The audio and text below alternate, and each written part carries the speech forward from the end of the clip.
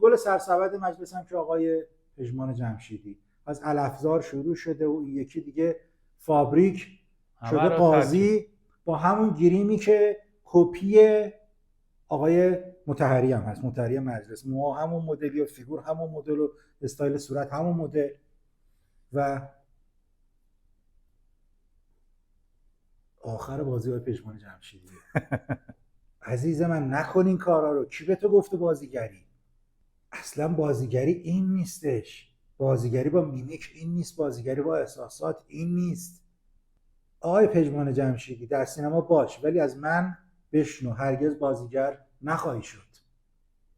همینو بدونی کفایت میکنه. در رابطه با بازیگری آقای پژمان جمشیدی و آقای مهران غفوری من باید یک جمله عرض کنم. اگر ما در سینمای کشورمون جناب علی نصیریان رو بگوییم بازیگر،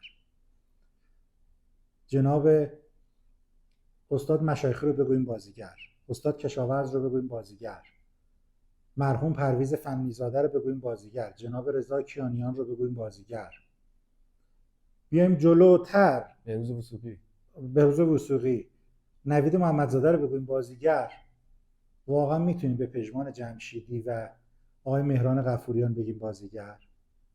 یعنی پژمان خودش قبول داره اسمش میشه اینا باشه؟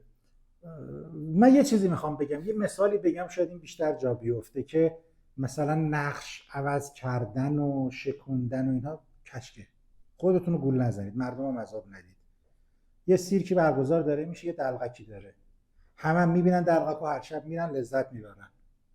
هیچ دلیل نداره که این دلقک بلند شه فردا بره تالار بغلی اوتلو هملت بازی کنه. خلاص آقای جمشیدی و آقای غفوریان، تمام.